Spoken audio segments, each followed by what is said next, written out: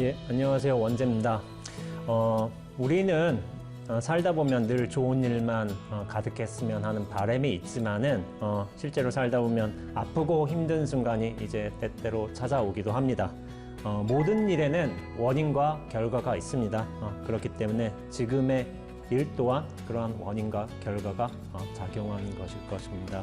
성공한 사람들의 이야기를 들어보면은 자신에게 찾아온 불행을 좀 담담하게 받아들이고 또 있는 그대로 받아들이는 연습을 많이 했던 것 같습니다. 그렇기에 그분들께서는 자신이 할 수 있는 해결책을 찾기 위해 노력을 했던 것이죠. 지금 힘든 시간을 보내고 있다 하더라도 이 불행이 나에게만 오지 않는다는 사실을 잘 아시면서 온전히 있는 그대로를 그대로 바라보셨으면 좋겠습니다. 예, 오늘은 제 아버지 얘기를 한번 해드리고 싶습니다. 저희 아버지하고 저하고는 되게 이제 살아가는 삶의 방식이 무척이나 좀 달랐던 것 같아요.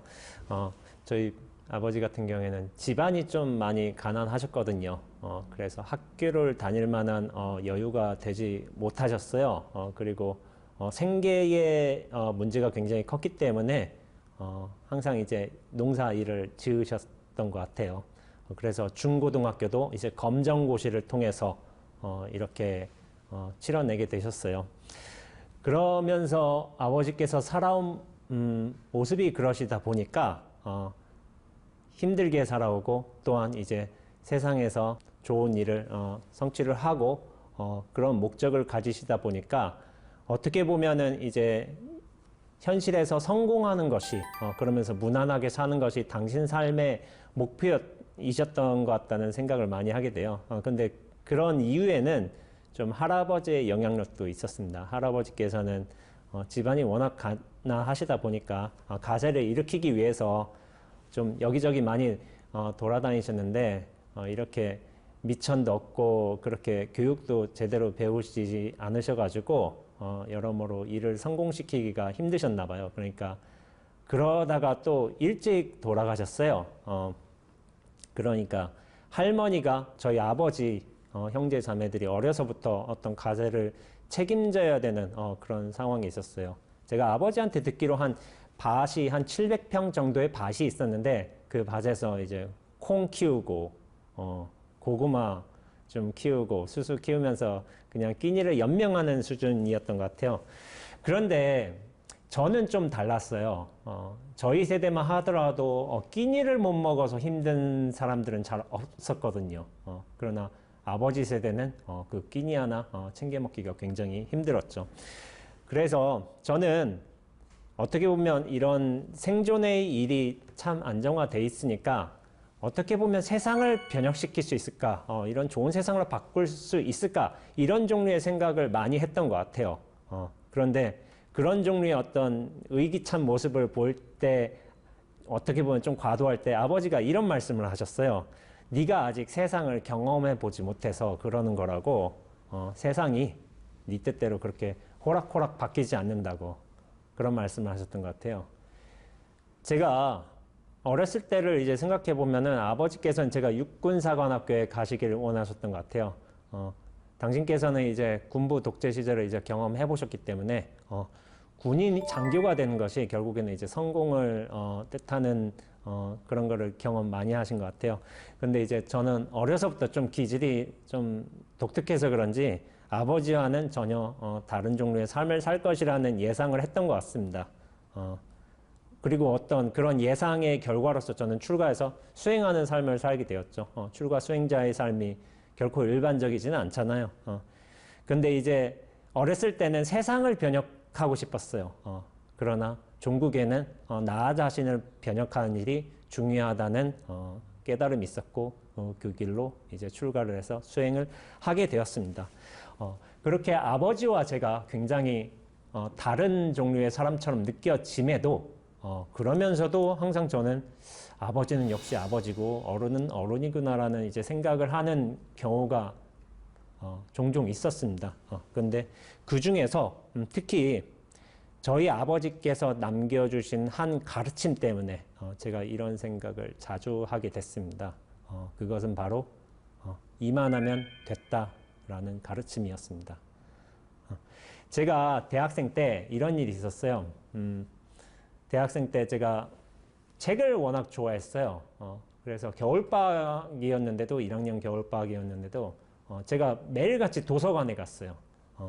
그러니까 책을 보고 지식을 쌓고 또 생각을 정리하고 그런 것들을 굉장히 좋아했기 때문에 그날도 제가 학교 도서관에 가려고 이렇게 집을 나섰죠. 근데 횡단보도를 지나다가 그만 뭔가 퍽 하는 소리가 난 거예요. 그러면서 동시에 어떻게 되면 제 몸이 떠버린 거예요. 공중에서 뜨더니 그때 기억이 나는 거예요. 내가 몸이 공중에 뜨는구나. 근데 나중에 알고 보니까 7, 8m 정도 뜨고 날아가서 또 7, 8m 정도 굴러서 탁 하고서 정신을 차려보니까 저쪽에 버스가 보이는 거예요. 버스가 이제 횡단보도에서 저를 친 것이었죠. 버스에 충격을 받아서 그런지 맨 처음에 숨이 턱 막히더라고요. 그래서 숨이 안 쉬졌어요. 그러니까 느낌으로 잘못하면 죽을 수도 있겠구나 이런 생각을 했어요.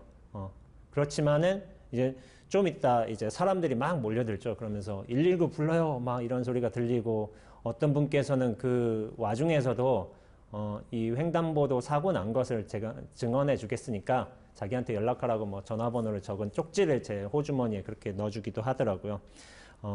결국에는 제가 처음으로 앰뷸런스를 타고 병원에 갔어요. 병원에 갔는데 그때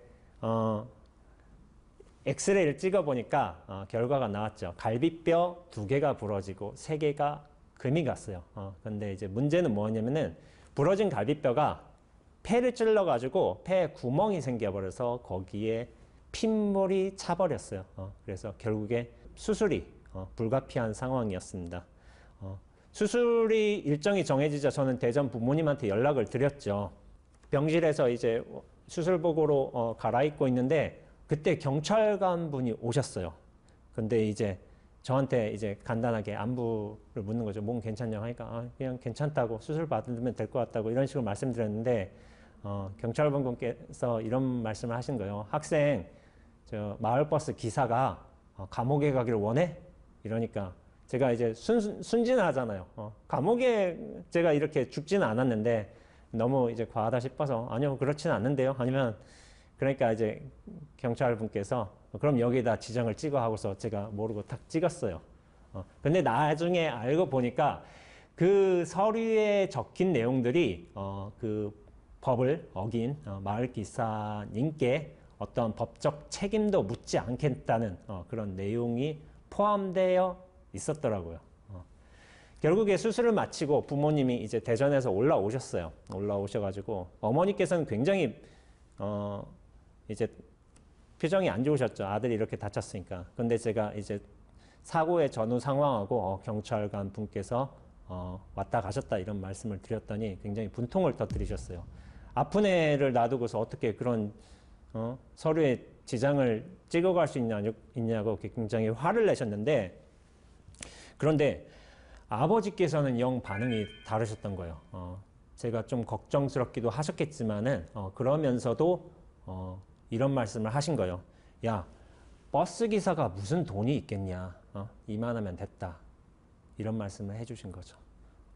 그래서 그 당시에는 제가 좀 모지라서 이런 말을 했던 것 같아요. 아픈 건 난데 아버지가 왜 이거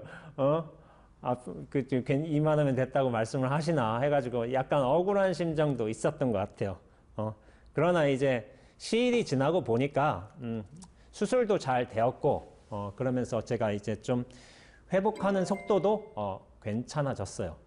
보통 남들이 이 폐에 구멍이 나고 갈비뼈가 여러 개 부러지고 하는 사고를 겪게 되면은 보통 2, 3개월 정도 병실에 머문다고 하는데 저 같은 경우에는 이제 뭐 회복 속도가 굉장히 빨랐다고 해요. 그래서 3주쯤 지나서는 어떻게 됐냐면은 제가 좀 음신을 할 수 있을 것 같아가지고 여기에 호스를 꼈지만은 호스를 빼고 난 뒤에는 몰래 이제 도서관에서 책 읽기를 워낙 좋아해가지고 도서관에서 책도 빌려오고 그리고 잠깐 외출도 하고 그러다가 걸려서 의사 선생님한테 혼난 기억도 납니다.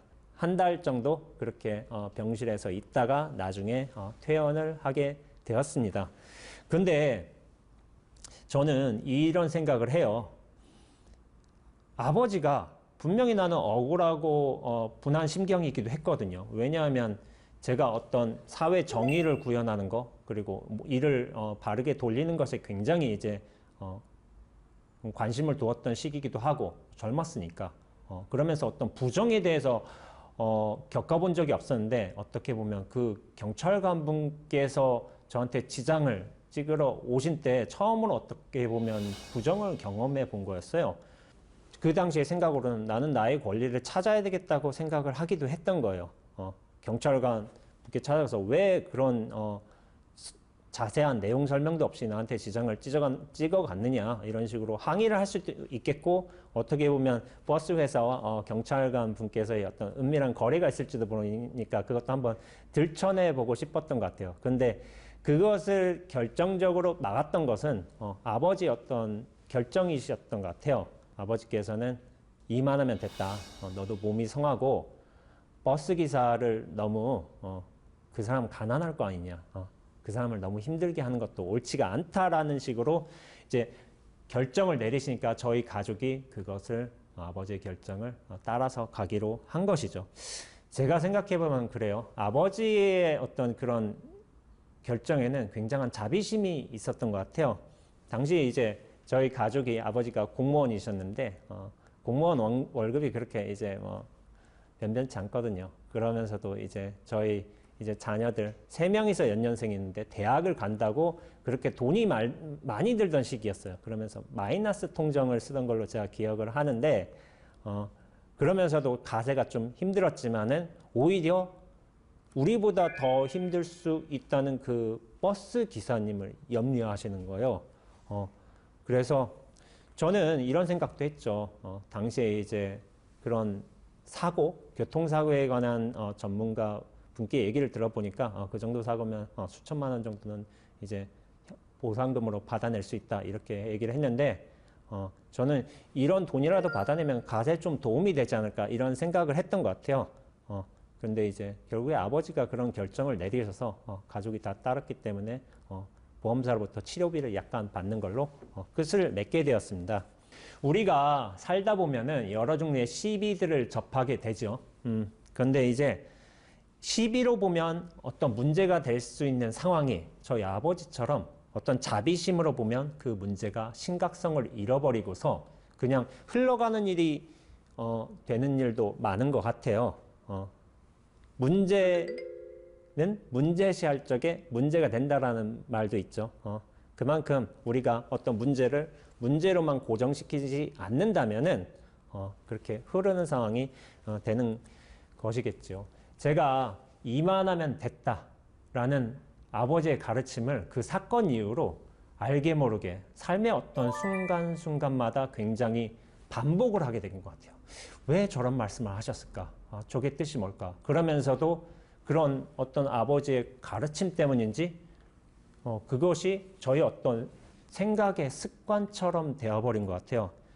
그런데 이런 습관을 반복하다 보니까 어떤 일이 벌어지냐면은 제가 이해하지 못할 만한 상황, 굉장히 부정한 상황, 굉장히 시비의 관점에서 굉장히 옳지 못한 상황을 접하게 되는 경우가 많았는데도 되게 좀 억울한 심정도 있겠죠. 그런데 이만하면 됐다라는 식으로 그렇게 스스로 마음을 이제 다져가니까 문제가 그렇게 심각하지 않은 일이었고 오히려 문제를 삼지 않고 그냥 자연스럽게 흘러간 것이 굉장히 좋은 결정이었다고 이제 생각하는 경우가 많았던 것 같아요. 그런데 아버지가 가르쳐 주신 이만하면 됐다라는 것이 정말 좋은 수행이었다라는 것을 알게 된 것은 정작으로 절집에 출가해서 수행을 하면서부터였어요. 우리는 이제 관성상 어떤 부정한 일을 대하면은 그것에 대해 좀 꺼려하는 생각이 일어날 수 있죠. 감정적 반발도 일어나고요. 근데 이제 그래서 이 문제를 원리와 순리에 맞게끔 좀 고치려는 습성이 있는 것 같아요. 물론 그래야 하죠. 그렇지만은 제가 말하고자 하는 바는 뭐냐면은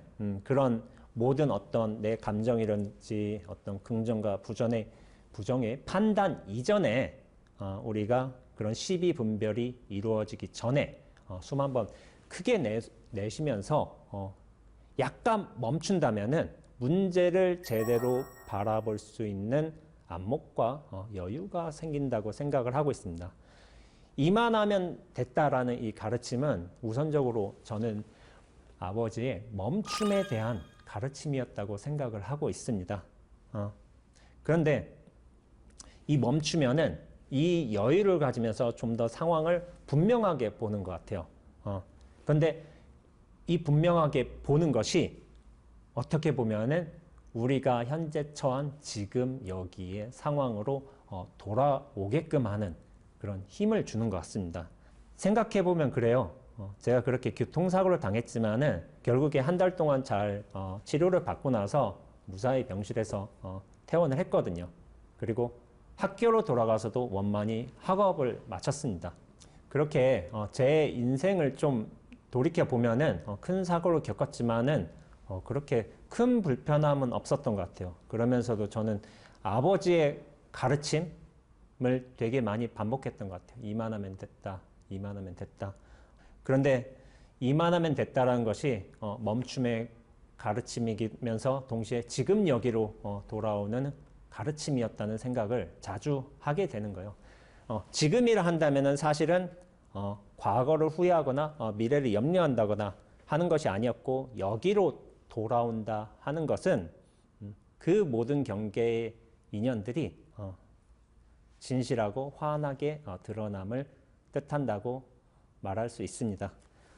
그렇기에 우리가 정말 진정으로 멈출 수 있다면은 지금 여기로 볼 수 있는 이제 안목과 여유가 생겨나는 것이죠.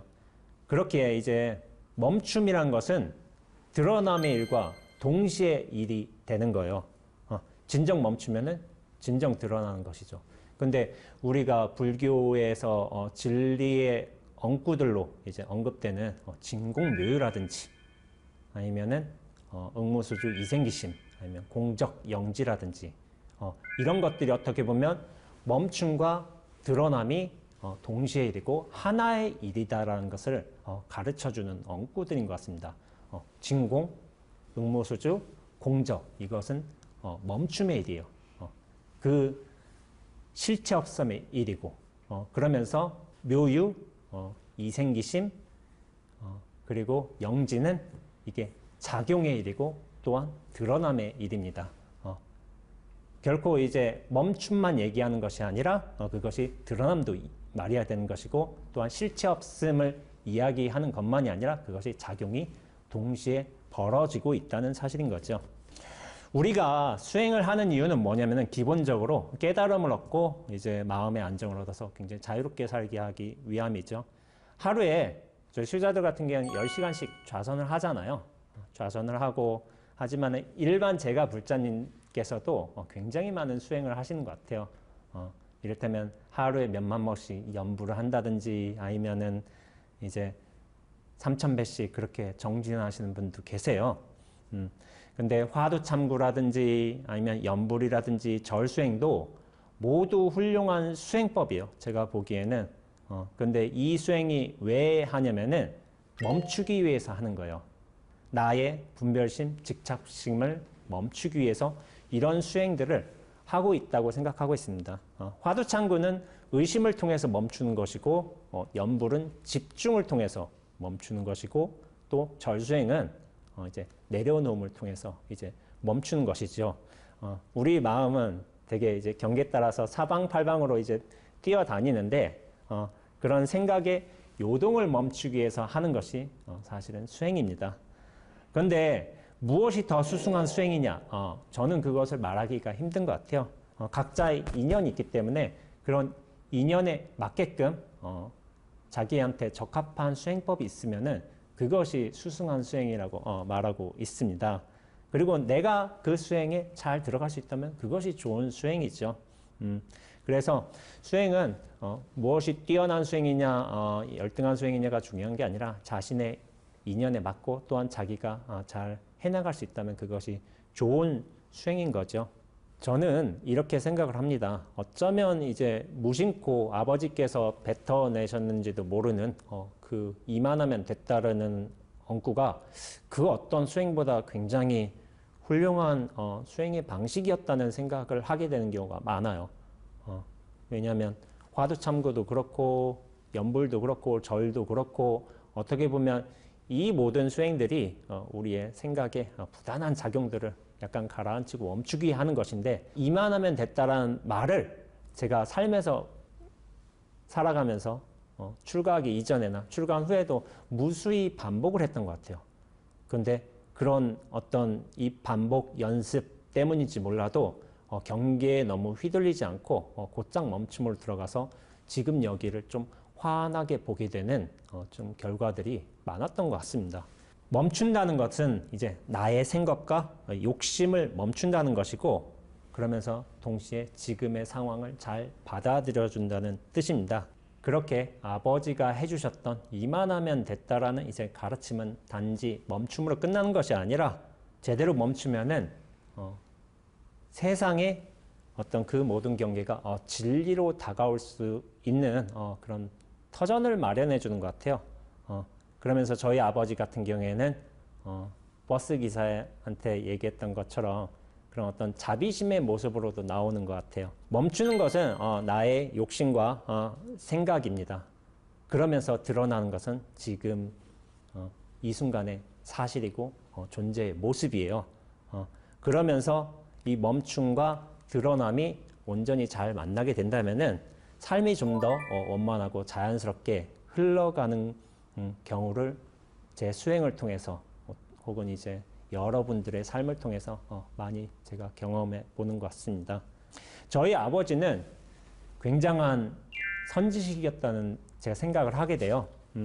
비록 당신께서 공식화된 수행을 하신 것도 아니고 또한 불교를 잘 아시는 것도 아니었지만은 어떻게 보면 모르면서도 그렇게 수행을 하셨던 것은 무수지수, 닦음이 없는 수행을 하신 게 아닌가 하는 생각이 들 때가 있어요.